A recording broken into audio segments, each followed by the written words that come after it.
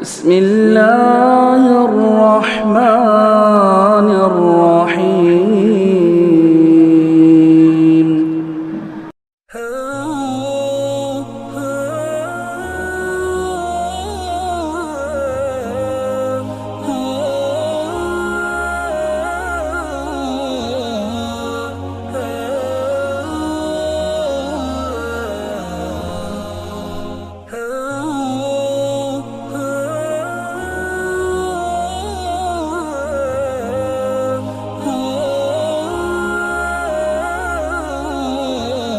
السلام علیکم ورحمۃ اللہ وبرکاتہ. بسم اللہ الرحمن الرحیم. الحمد للہ نحمده ونستعینه ونستغفره ونعوذ باللہ من شرور انفسنا ومن سیئات اعمالنا. من يهده الله فلا مضل له ومن يضلل فلا هادي له وأشهد أن لا إله إلا الله وحده لا شريك له وأشهد أن محمدا عبده ورسوله. أما بعد فإن خير الحديث كتاب الله وخير الهدي هدي محمد صلى الله عليه وسلم وشر الأمور محدثاتها وكل محدثة بدعة وكل بدعة ضلالة وكل ضلالة في النار. اعوذ باللہ السمیع العلیم من الشیطان الرجیم. بسم اللہ الرحمن الرحیم. انک لا تہدی من احببت ولكن اللہ یہدی من یشاء وهو اعلم بالمہتدین. وقال النبی صلی اللہ علیہ وسلم یا عمی قل لا الہ الا اللہ کلمة احاج لک بها عند اللہ. رب اشرح لي صدري ويسر لي أمري واحلل عقدة من لساني يفقه قولي. اللهم رب زدني علما. سبحانك لا علم لنا إلا ما علمتنا إنك أنت العليم الحكيم. کتاب التوحید کا 17واں باب شروع ہو رہا ہے. اس باب کے اندر بتایا گیا ہے ہدایت دینا صرف اللہ تعالیٰ کے اختیار میں ہے. کوئی انسان، کوئی نبی، کوئی ولی، کوئی بزرگ، کوئی پیر، کوئی مرشد، دنیا کا کوئی بھی انسان کسی کو ہدایت دینے کا اختیار نہیں رکھتا. ہدایت صرف اور صرف اللہ تبارک و تعالیٰ ہی دیتا ہے. اس سلسلے میں شیخ محمد بن عبد الوہاب رحمہ اللہ نے سورہ قصص کی آیت نمبر 56 بطور دلیل پیش کی ہے. اللہ تعالیٰ کہتا ہے انک لا تہدی، بے شک اے نبی صلی اللہ علیہ وسلم آپ کو مخاطب کر کے کہا جا رہا ہے لا تہدی، آپ ہدایت نہیں دے سکتے من احببت، جسے آپ پسند کریں. وَلَكِنَّ اللَّهَ يَهْدِي مَن يَشَاءُ، وَلَكِنَّ اللَّهَ، لیکن اللہ تعالیٰ جسے چاہتا ہے ہدایت دیتا ہے. وَهُوَ أَعْلَمُ بِالْمُهْتَدِينَ، اور وہ ہدایت پانے والوں کو خوب جانتا ہے. یعنی اللہ تبارک و تعالیٰ یہ جانتا ہے کہ کون ہدایت یافتہ ہو سکتا ہے، کون ہدایت کو قبول کر سکتا ہے اور کون قبول نہیں کر سکتا ہے. اس کے بارے میں اللہ تبارک و تعالیٰ زیادہ جانتا ہے. ہدایت کی دو قسمیں ہیں. ایک ہدایت توفیقی ہے اور ایک ہدایت دلالت ہے. یعنی یہ کہہ لیجئے کہ ہدایت کے دو معانی ہیں. ایک معنی ہدایت توفیق کے لیے، توفیق یعنی کسی کو ہدایت کی توفیق مل جائے وہ، اور ایک ہے ہدایت بمعنی دلالت یعنی رہنمائی کرنا.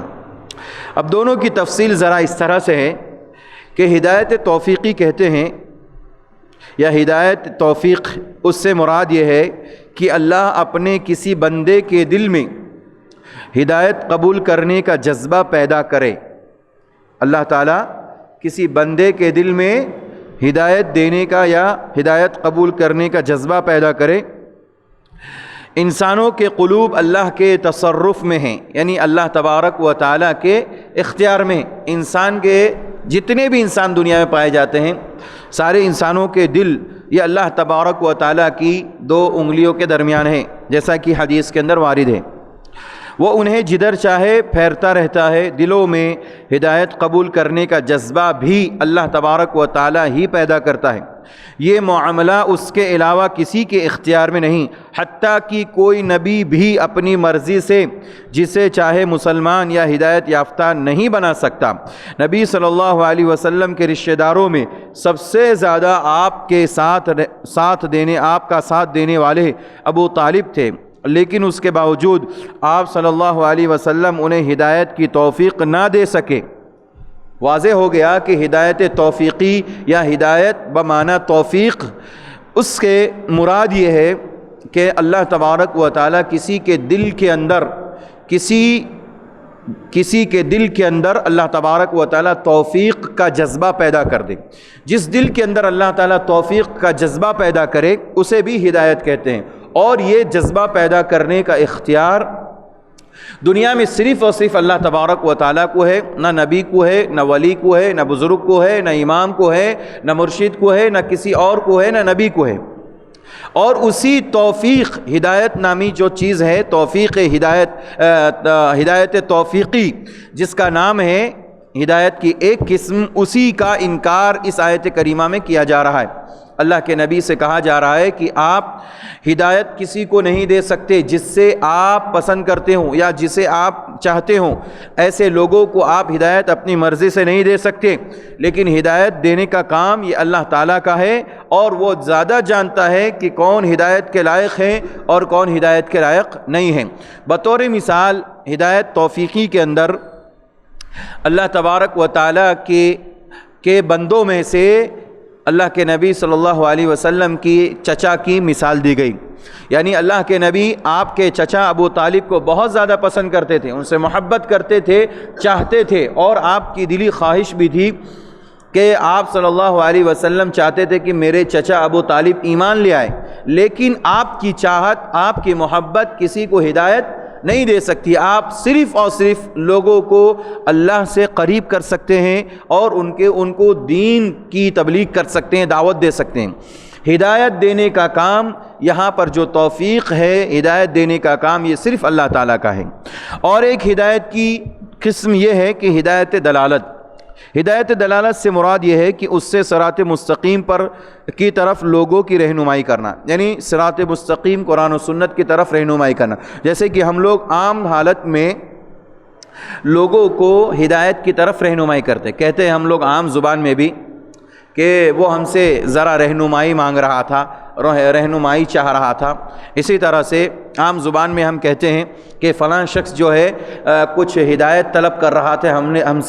نے ان کو ہدایت دے دی۔ تو یہ ہدایت سے مراد وہ ہدایت نہیں جس سے انسان ایک مسلمان ہو سکتا ہے کافر، یا اسی طرح سے گمراہ بھٹکا ہوا انسان صراط مستقیم پر آ جائے، وہ ہدایت مراد نہیں، بلکہ یہاں پر ہدایت سے مراد ہدایت رہنمائی کے معنی میں۔ جیسے انسان کی ہم رہنمائی کر دیں کہ اگر کوئی آپ سے 7 ٹم روڈ پہ کھڑا ہے، پوچھ رہا ہے کہ مجھے یہاں سے ٹولی چوکی جانا ہے، کون سا راستہ بہتر ہے، کہاں سے جانا ہے، کہاں سے جا سکتا ہوں، تو آپ جو ہے ان کو کہیں کہ یہ راستہ بالکل سیدھا ہے، آپ پہنچ جائیے، یہ راستہ پکڑ لیجئے، آپ سیدھے ٹولی چوکی چوراستہ پہنچ جائیں گے۔ تو آپ جو ہم بتائیں گے یہ ہدایت دلالت، اسے ہدایت دلالت کہتے ہیں، اور اسی کو ہدایت بمعنی رہنمائی کہا جاتا ہے۔ یہ جائز ہے، یہ ہدایت جائز ہے۔ اسی طرح کسی کو صراط مستقیم کی ہدایت کرنا، قرآن و سنت کی طرف بلانا، دعوت دینا، اللہ یہ کہتا ہے، رسول اللہ صلی اللہ علیہ وسلم حدیث میں یہ کہتے، یہ رہنمائی کرنا بھی ہدایت کے معنی میں بولا جاتا ہے۔ اور اس آیت میں انک لا تہدی من احببت میں یہ ہدایت مراد نہیں ہے، اس میں جو ہدایت مراد ہے کہ آپ کسی کو ہدایت نہیں دے سکتے، یعنی کسی کے دل میں ہدایت کے جذبے آپ پیدا نہیں کر سکتے، وہ ہدایت مراد ہے، یعنی ہدایت توفیقی اور ہدایت دلالت مراد نہیں ہے۔ اسی طرح جیسا کہ نبی صلی اللہ علیہ وسلم اور دیگر تمام انبیاء اور رسول اور ہر داعی حق لوگوں کی رہنمائی کرتا ہے، یعنی نبی صلی اللہ علیہ وسلم اور آپ کے علاوہ جتنے انبیاء آئے، رسول آئے دنیا میں، سب نے لوگوں کی رہنمائی کی۔ ان کے لیے اللہ تعالیٰ نے قرآن میں لفظ ہدایت کا لفظ استعمال کیا، جیسے کہ اگلی آیت میں واضح ہو رہا ہے، تو وہ ہدایت مراد نہیں ہے جو ہدایت توفیقی ہے، بلکہ وہ ہدایت مراد ہے جو ہدایت دلالت یعنی رہنمائی کے معنی میں ہے۔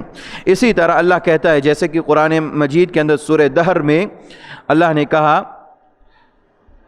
انما انت منذر ولکل قوم ہاد، کہتے ہیں آپ تو محض آپ لوگوں کو اللہ کی نافرمانی سے ڈرانے والے ہیں، اور ہر قوم کا کوئی نہ کوئی ہادی ہوتا ہے۔ وَلِكُلِّ قَوْمٍ ہاد، یعنی ہر قوم کا کوئی نہ کوئی ہادی یعنی رہنمائی کرنے والا، ہدایت دینے والا نہیں، رہنمائی کرنے والا ہر قوم کا ایک نہ ایک انسان ہوتا ہے، ہر ایک قوم کا ایک نہ ایک نبی اور رسول ہوتا ہے۔ تو اللہ کا ایک آیت میں یہ کہنا کہ وَلِكُلِّ قَوْمٍ ہاد، ہر قوم میں ایک ہدایت دینے والا ہوتا ہے، تو اس سے ہدایت دلالت مراد ہے، ہدایت توفیقی مراد نہیں ہے کہ ہم لوگوں کے دلوں کے اندر جذبے پیدا کریں کہ وہ اللہ سے قریب ہو جائیں، اور اللہ جس طرح سے لوگوں کو ہدایت دے ویسے نبی، رسول، انبیاء سب کے سب ہدایت دیتے ہیں، ایسا مراد نہیں ہے، بلکہ یہاں جو مراد ہے وَلِكُلِّ قَوْمٍ ہاد سے رہنمائی کرنے والے ہر قوم کے اندر ہوتے ہیں۔ ہم بھی دیکھتے ہیں کہ آج نبی نہیں ہے، انبیاء موجود نہیں ہے،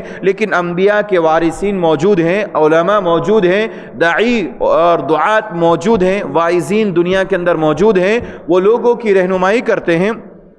اور صراط مستقیم کی طرف ان کی ہدایت کرتے ہیں۔ تو یہاں پر ہدایت بمعنی دلالت ہوگا، ہدایت بمعنی توفیق نہیں ہوگا، اسی لیے اللہ نے وَلِكُلِّ قَوْمٍ ہاد کہا۔ اسی طرح پیارے نبی صلی اللہ علیہ وسلم کے سلسلے میں خاص طور پر سورہ شعراء کی آیت نمبر 52 میں 52 میں اللہ نے ذکر کیا وَإِنَّكَ لَتَهْدِي إِلَى صِرَاطٍ مُسْتَقِيمٍ۔ دیکھیں اس سے واضح ہو گیا کہ آپ صراط مستقیم کی ہدایت کرتے ہیں، یعنی ہدایت کرنے کا مطلب یہ ہے کہ آپ لوگوں کو صراط مستقیم کی رہنمائی کرتے ہیں، آپ لوگوں کو ہدایت دیتے نہیں۔ رہنمائی کرنا، ہدایت دینا، یہ دونوں میں بہت فرق ہے۔ آپ رہنمائی کرتے ہیں، لوگوں کو صراط مستقیم پر چلنے کی لوگوں کو تلقین کرتے ہیں، ان کو بلاتے ہیں کہ آؤ قرآن کی طرف، آؤ اللہ کے فرمان کی طرف اور رسول اللہ صلی اللہ علیہ وسلم کے فرمان کی طرف۔ آپ لوگوں کے صراط مستقیم کی ہدایت کرتے ہیں، آپ لوگوں کو بذات خود ہدایت نہیں دیتے،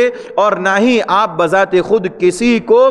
غیر مسلم ہے تو مسلمان بنانا، جو بالکل اللہ سے دور ہو چکا ہے، مشرک ہے، ایسے لوگوں کو اسلام میں داخل کر دینا، یہ کام اللہ کے نبی صلی اللہ علیہ وسلم کا نہیں تھا اور نہ ہی صحابہ کا تھا، اور اسی طرح دنیا کے اندر کسی اور انسان کا یہ کام نہیں ہے، بلکہ اللہ کے نبی صلی اللہ علیہ وسلم ہو یا آپ کے بعد تمام کے تمام داعی اور مبلغین ہو یا عام انسان ہو، وہ صرف اور صرف رہنمائی کر سکتے ہیں، ہدایت نہیں دے سکتے۔ اسی طرح اللہ کے نبی صلی اللہ علیہ وسلم کے بارے میں جب اللہ نے یہ کہا کہ اِنَّكَ لَتَهْدِي إِلَى صِرَاطٍ مُسْتَقِيمٍ، آپ صراط مستقیم کی ہدایت کر سکتے ہیں، یہ واضح ہو گیا اس آیت سے کہ ایک ان دنیا کا ایک عظیم انسان، ایک عظیم شخصیت، ایک عظیم ہستی جن کے اوپر وحی نازل ہوتی، ان سے اللہ تبارک و تعالی ہدایت کی نفی کر رہا ہے کہ آپ ہدایت نہیں دے سکتے جسے چاہتے ہیں، اور ایک طرف صراط مستقیم کی رہنمائی کرنے کے بارے میں کہتا ہے۔ تو دنیا کا کوئی ادنا انسان نبی کو چھوڑ کر کوئی دوسرا انسان کیسے لوگوں کو ہدایت دے سکتا ہے، کیسے لوگوں کو صراط مستقیم پر چلا سکتا ہے؟ اللہ اسی چیز کی یہاں پر نفی کر رہا ہے، اللہ انکار کر رہا ہے کہ کوئی بھی دنیا کا ایسا انسان نہیں ہے، چاہے وہ کوئی بھی ہو، وہ لوگوں کو ہدایت دے اور صراط مستقیم پر چلانے کی توفیق دے، ایسا نہیں ہو سکتا۔ البتہ صراط مستقیم کی رہنمائی ضرور کر سکتا ہے لیکن توفیق نہیں دے سکتا۔ اسی طرح اس باب کے اندر شیخ محمد بن عبد الوہاب رحمہ اللہ نے صحیح بخاری کے اندر ایک حدیث ہے، سعید بن مسیب رحمہ اللہ، سعید بن مسیب یہ جلیل القدر تابعی ہے، اور ان کے والد محترم مسیب یہ صحابی رسول ہیں، ان سے روایت کرتے ہیں، کہتے ہیں کہ جب ابو طالب کی وفات کا وقت قریب آیا، ابو طالب جو اللہ کے نبی صلی اللہ علیہ وسلم کے چچا تھے، ان کی وفات کا وقت قریب آیا تو رسول اللہ صلی اللہ علیہ وسلم تشریف لائے، یعنی ابو طالب کے پاس آئے، وہاں عبداللہ بن ابی امیہ اور ابو جہل بھی بیٹھے تھے، یعنی دو لوگ کفار میں سے، مشرکین میں سے، ملک مکہ کے لوگوں میں سے، بڑے لوگوں میں سے، سرداروں میں سے دو بڑے لوگ جو کافر تھے، جو مشرک تھے، ایک عبداللہ بن ابی امیہ اور دوسرے ابو جہل، یہ دونوں ابو طالب کے پاس بیٹھے ہوئے تھے۔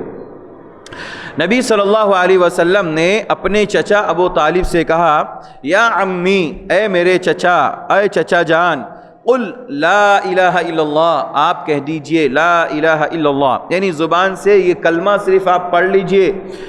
کلمتن، اور یہ ایسا کلمہ ہے، احاج لک بہا عند اللہ، اسی کلمے کے ذریعے اللہ کے یہاں میں تمہارے حق میں دلیل پیش کر سکوں گا کہ اللہ میرے چچا نے کلمہ پڑھا تھا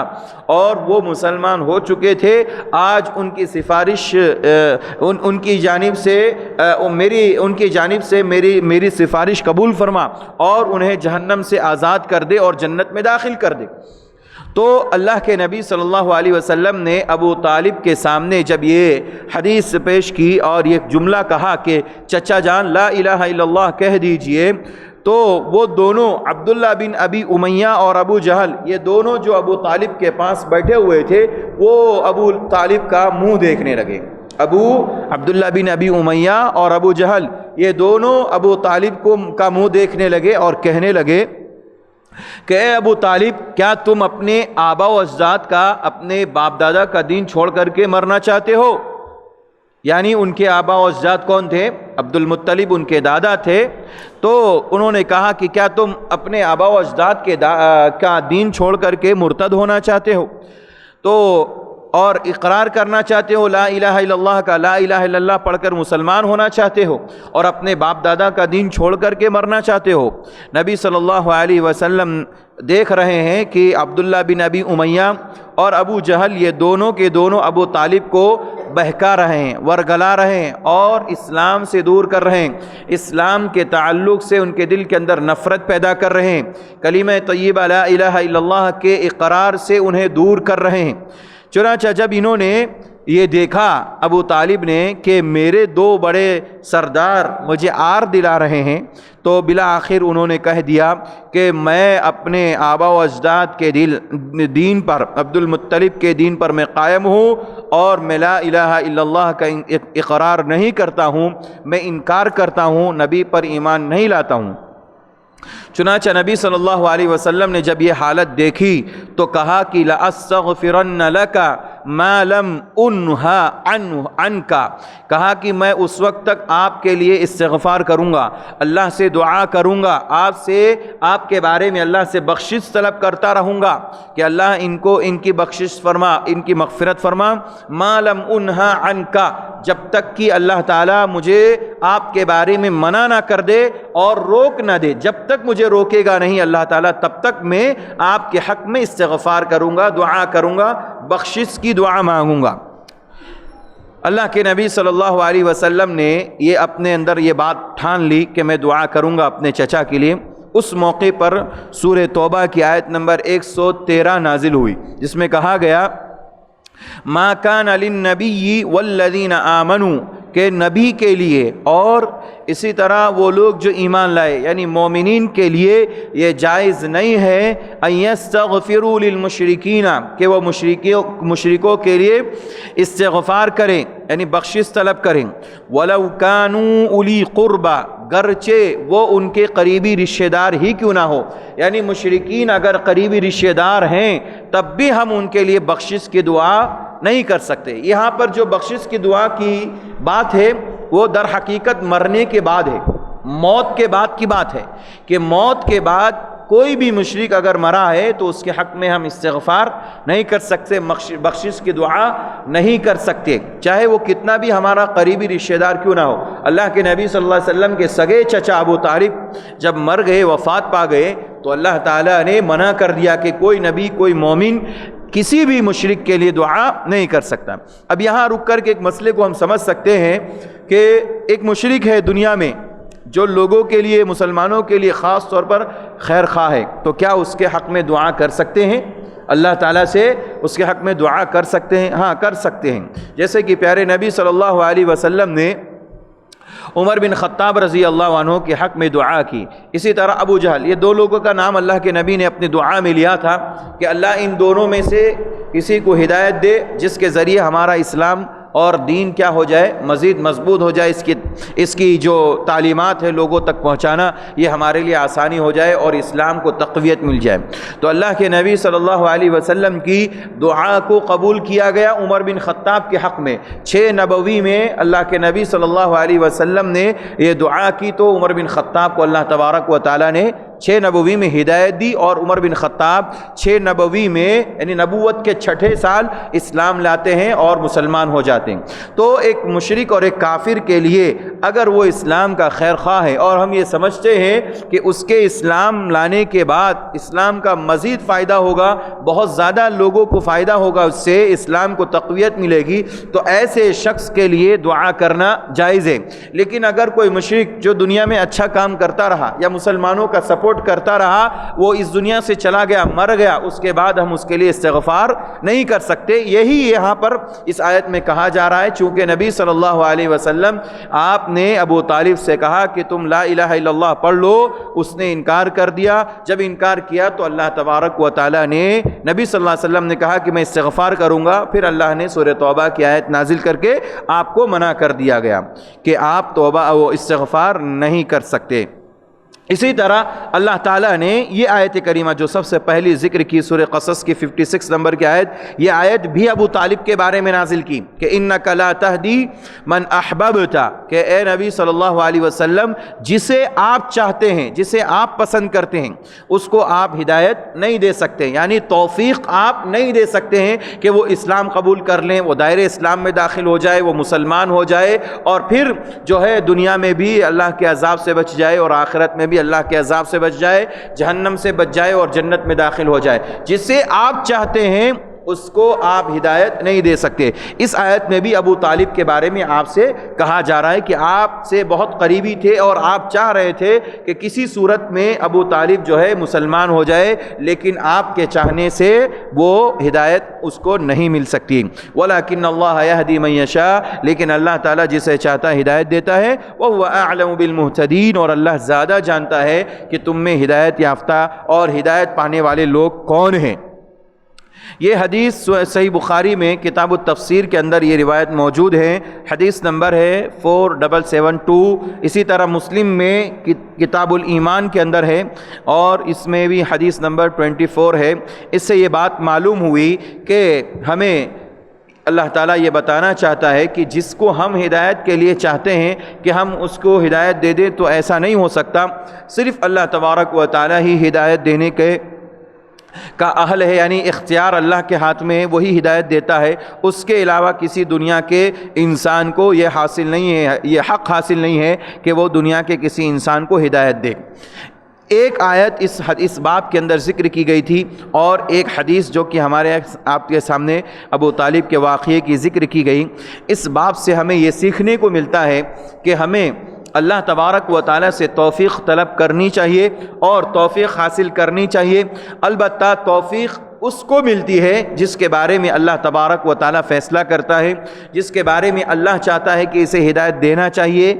اسی کو اللہ تعالیٰ توفیق دیتا ہے۔ اور جس کے بارے میں اللہ تبارک و تعالیٰ فیصلہ کر دیتا ہے کہ یہ جہنمی ہے، جہنم میں جائے گا اور اسے ہدایت نہیں ملنی ہے، ایسے شخص کو توفیق نہیں ملتی۔ تو ہمیں چاہیے کہ ہم اللہ تبارک و تعالیٰ سے ہدایت اور توفیق طلب کرتے رہیں۔ اسی لیے ہم بارہا جتنی بھی نمازیں ہیں 5 وقت کی، اس کے علاوہ جو سنت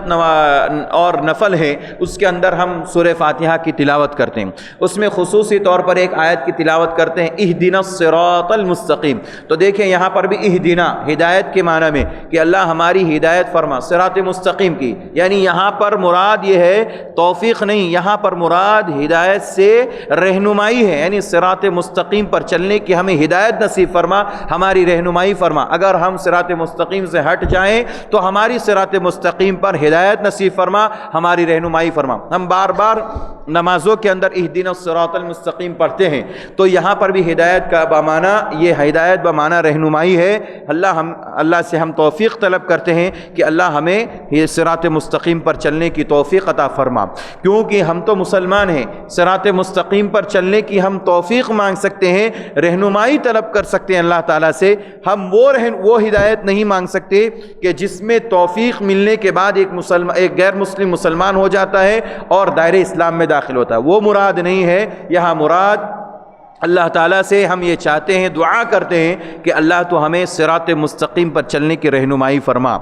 تو ہمیں اس باب سے بڑا اور اہم مسئلہ یہ معلوم ہوا کہ انک لا تہدی من احببت کی جو تفسیر ہے وہ یہ ہے کہ ابو طالب کے بارے میں خصوصی طور پر اللہ کے نبی کو کہا گیا کہ آپ ابو طالب کو چاہتے ہیں، آپ ان سے محبت کرتے ہیں، لیکن آپ ان کو ہدایت نہیں دے سکتے۔ اسی طرح ما کان للنبی والذین آمنوا کی آیت کی تفسیر یہ معلوم ہوئی کہ یہاں پر اللہ تعالیٰ ذکر کرنا چاہتا ہے کہ مشرکین اگر مر جائیں اس کے بعد ہم اس کے لیے ہدایت کی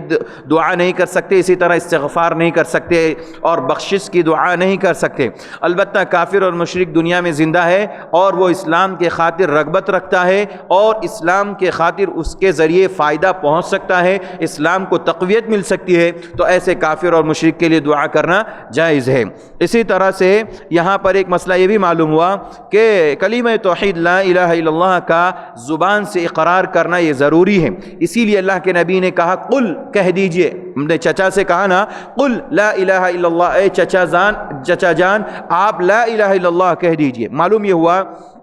کوئی یہ کہے کہ میرے دل میں لا الہ الا اللہ ہے تو کیا اس کا ایمان مانا جائے گا، اس کا اسلام تسلیم کیا جائے گا؟ نہیں کیا جائے گا جب تک کہ وہ اپنی زبان سے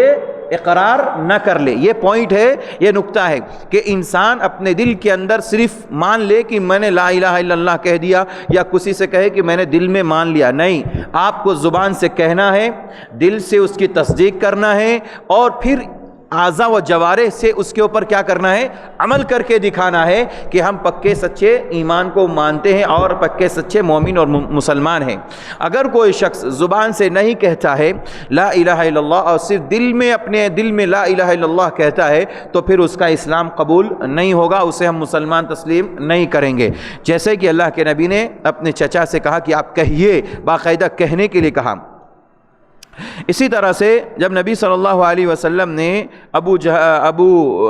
اپنے چچا ابو طالب سے لا الہ الا اللہ کہنے کے لیے کہا تو ابو جہل اور اسی طرح ابو امیہ، عبداللہ بن ابی امیہ، یہ دونوں لوگ وہاں موجود تھے۔ یہ لوگ بڑے سردار تھے، قوم کے، مکہ کے بڑے لوگوں میں سے تھے۔ اس سے ایک بات یہ معلوم ہوئی کہ انسان اپنے آباء و اجداد کے دین پر اگر مرتا ہے تو ایسی صورت میں اگر وہ صراط مستقیم پر نہیں رہے ہیں اور قرآن و سنت کو مانتے نہیں رہے ہیں تو ایسے لوگوں کی بخشش نہیں ہوگی، ایسے لوگوں کی بخشش نہیں ہوگی۔ آباء و اجداد اگر اسلام سے ہٹ کر کے ہیں اور ہم مسلمان ہیں تو ہماری بخشش ہو جائے گی، لیکن آباء و اجداد کی بخشش نہیں ہوگی، کیونکہ اللہ نے اسلام کو پسند کیا ہے اور اسلام کے بغیر، لا الہ الا اللہ کے بغیر کوئی آدمی جنت میں داخل نہیں ہو سکتا ہے۔ اسی طرح سے یہاں پر یہ مسئلہ بھی معلوم ہوا کہ بعض لوگ کہتے ہیں ہمارے اکابر نے یہ کہا اور ہمارے بڑوں نے یہ بات کہی ہے اور ہمارے بڑوں سے یہ بات چلی آ رہی ہے، ہم اسی کے مطابق عمل کرتے ہیں۔ تو اگر کوئی شخص اپنے بڑوں کی یہ باتوں پر عمل کرتا ہے تو بھی انسان کامیاب نہیں ہے۔ یہ مدعا ہے، یہ بات ہے، یہ پوائنٹ کی بات ہے کہ انسان اگر اپنے بڑوں کی طرف رہنمائی کرے، بڑوں کی طرف اپنی بات کو منتقل کرے اور اپنے ایمان کو، اپنے مسلک کو، اپنے منہج کو، اپنے مذہب کو اپنے بڑوں کی طرف منتقل کرتا ہے تو ایسی صورت میں اس کا دین قبول نہیں ہوگا۔ اس کا دین وہی قبول ہوگا، اس کی باتیں، اس کا عمل وہی قبول ہوگا جو کتاب و سنت کے مطابق ہوگا، رسول اللہ صلی اللہ علیہ وسلم کے فرمان کے مطابق ہوگا، قرآن کے مطابق ہوگا۔ اگر کوئی یہ کہے کہ ہمارے آباء و اجداد ایسے کرتے چلے آئے ہیں، ہمارے اکابر، ہمارے بڑے ایسے کرتے چلے آئے ہیں، لہذا ہم بھی ایسے ہی کریں گے، اور ایسے کرتے کرتے ہم وفات پا جائیں گے، مر جائیں گے، اور دنیا سے جانے کے بعد آخرت میں ہمیں کامیابی مل جائے گی، تو ایسا نہیں ہونے والا۔ اگر ہمارے آبا و اجداد میں اگر کوئی شخص مشرک تھا اور وہ اسی حالت میں وفات پا چکے، تو ایسی صورت میں وہ تو وفات پا چکنے والے مشرک انسان کامیاب نہیں ہو سکتے، اور اگر ہم نے بھی ان کے دین کو قبول کیا اور ہم بھی ان کے راستے پہ چل رہے ہیں تو ہم بھی کامیاب نہیں ہو سکتے۔ یہ اصل پوائنٹ ہے۔ ابو طالب نے اپنے آبا و اجداد یعنی عبد المطلب کے دین کو نہیں چھوڑا، ان کے دین پر قائم رہے اور اسی پر ان کی وفات ہوئی، تو اللہ کے نبی صلی اللہ علیہ وسلم نے سمجھ لیا، اور اسی طرح قرآن نے یہ کہہ دیا کہ یہ مشرک ہے اور مشرک کو اللہ ہدایت نہیں دیتا اور اس کی بخشش نہیں ہوتی۔ اسی طرح سے اس پورے باب سے قرآن کی آیت اور حدیث سے یہ بات بھی معلوم ہوئی کہ برے لوگوں کی صحبت ہمیشہ نقصان دہ ہے۔ برے لوگوں کی صحبت ہمیشہ نقصان دہ، جیسے کہ ابو طالب نے برے لوگوں کی، ابو جہل برا تھا، عبداللہ بن ابی امیہ برا تھا، یعنی یہ مشرک تھے، تو برے لوگوں کی صحبت ہمیشہ انسان کے لیے نقصان دہ ہے۔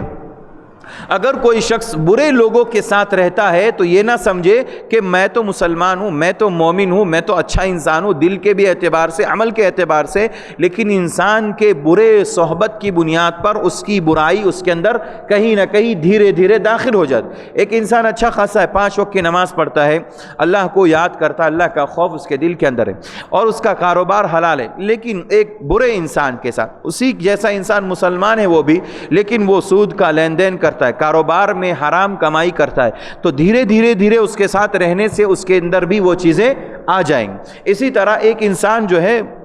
5 وقت کی نماز کے ساتھ اللہ سے ڈرنے والا، خوف کھانے والا، لیکن اس کی جو صحبت ہے، اس کا اٹھنا بیٹھنا ایسے انسان کے ساتھ ہے جو شراب پیتا ہے، جو چوری کرتا ہے، جو ڈکیتی کرتا ہے، جو جھوٹ بولتا ہے، تو اس کی جتنی برائی ہے اس کے ساتھ اٹھنے بیٹھنے اور صحبت کی وجہ سے وہ اچھے انسان کے اندر بھی آ جاتی ہے۔ اسی لیے پیارے نبی صلی اللہ علیہ وسلم نے اچھی صحبت اختیار کرنے کے لیے کہا ہے، اور ایک دو نہیں بہت ساری دلیلیں اس سلسلے میں قرآن کی آیت سے اور احادیث نبویہ سے وارد ہیں کہ اچھی صحبت اختیار کرنا چاہیے۔ اچھی صحبت سے انسان اچھا بنتا ہے اور بری صحبت سے انسان برا بنتا ہے، کیونکہ برائی انسان کے اندر جلدی آتی ہے بنسبت نیکی کے، کیونکہ برائی جلدی انسان کو اپنی طرف کھینچتی ہے، کیونکہ ایک تو شیطان کا غلبہ رہتا ہے، اور پھر ایک انسان کا اپنا ایک نفس ہے جسے نفس امارہ کہتے ہیں، جو صرف برائی پر انسان کو آمادہ کرتا ہے۔ 2 چیزیں مل کر کے انسان کو صراط مستقیم سے ہٹا دیتی ہے اور برائی کی طرف آمادہ کرتی، اس لیے اچھے لوگوں کا انتخاب کرنا چاہیے،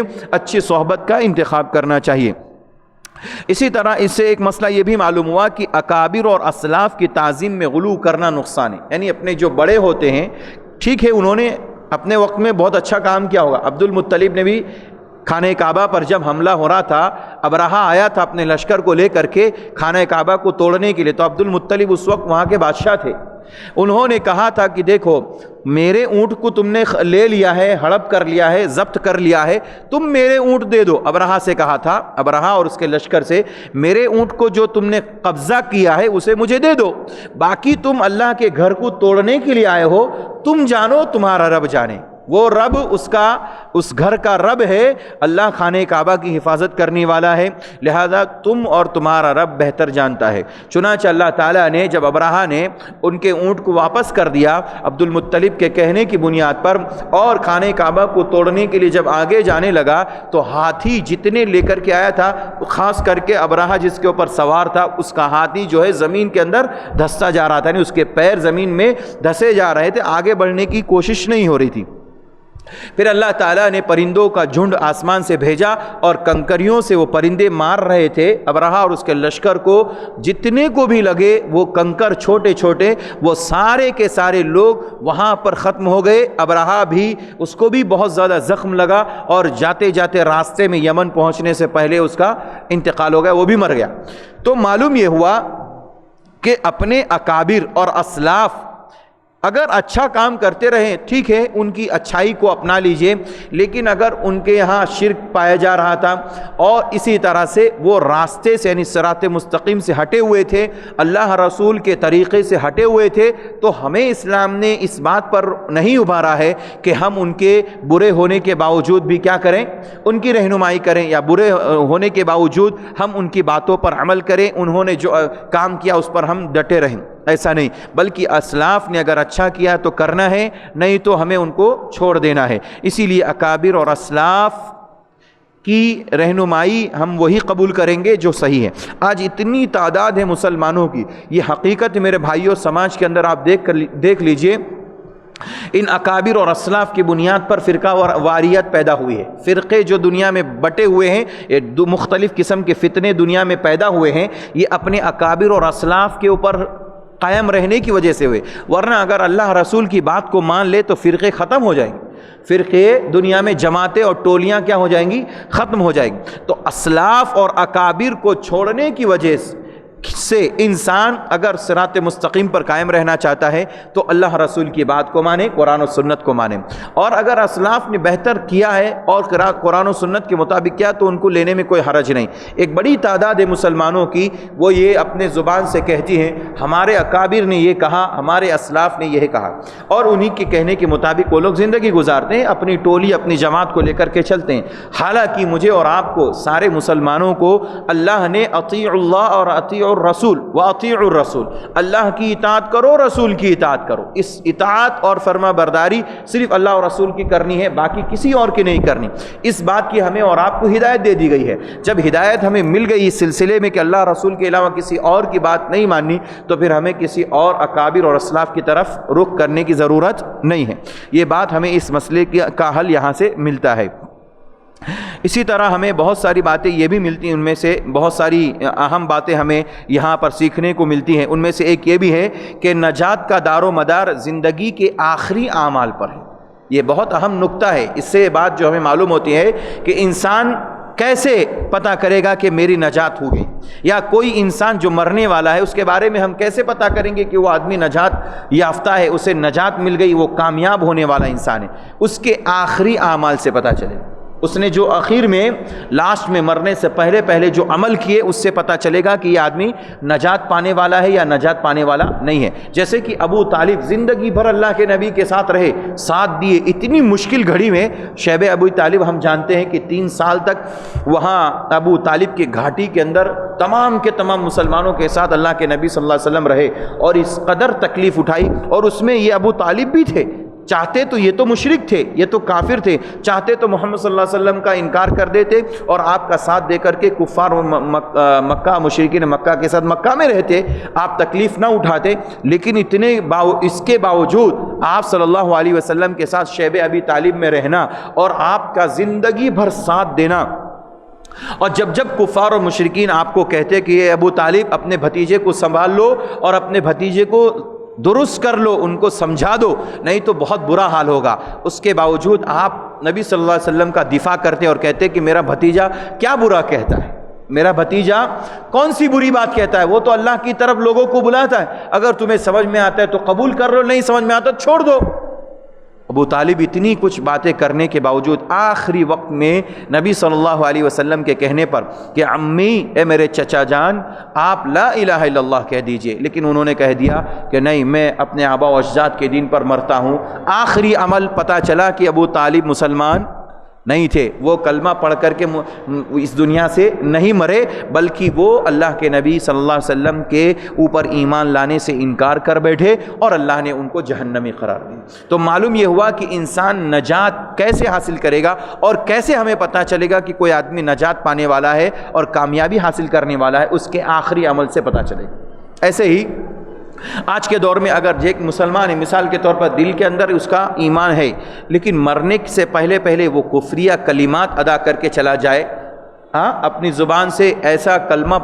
زبان سے کہہ دے، اپنے ایسی بات بول دے جس سے یہ لازم آئے کہ یہ آدمی مشرک ہے، اس کی زبان سے جو یہ کلمہ نکلا ہے کہ یا غوث المدد، یا عبد القادر جیلانی المدد، ہاں مرنے سے پہلے جیسے انسان کی سختی اس موقع پہ بڑھ جاتی ہے، یعنی سکرات الموت میں انسان جب ہوتا ہے تو اس کی سختی بہت زیادہ ہو جاتی ہے، اسے کچھ سمجھ میں نہیں آتا۔ اس موقع پر اگر وہ زبان سے کہہ دے یا علی المدد، یا عبد القادر الجیلانی المدد، ایسے اس طرح کے جو جملے کہہ کر کے چلا جائے، یا اللہ کے بجائے یا اللہ، یا رحمان، یا رحیم، یا غفار، یا رزاق، اس طرح کے کلمات کے بجائے دوسرے کلمات کہہ کر کے مر جاتا ہے، تو ہم یہ سمجھیں گے یہ زندگی بھر اچھے عمل کرتا رہا ہے لیکن آخری وقت میں اس نے شرک کر کے اس دنیا سے مرا ہے، اس لیے یہ مشرک ہے، اس لیے یہ مشرک ہے۔ جیسے ابو طالب نے آخری وقت میں نبی صلی اللہ علیہ وسلم کا انکار کر دیا۔ اس لیے ہمیں اور آپ کو نبی صلی اللہ علیہ وسلم نے حکم دیا ہے لقنوا موتاکم لا الہ الا اللہ۔ جب ایک موت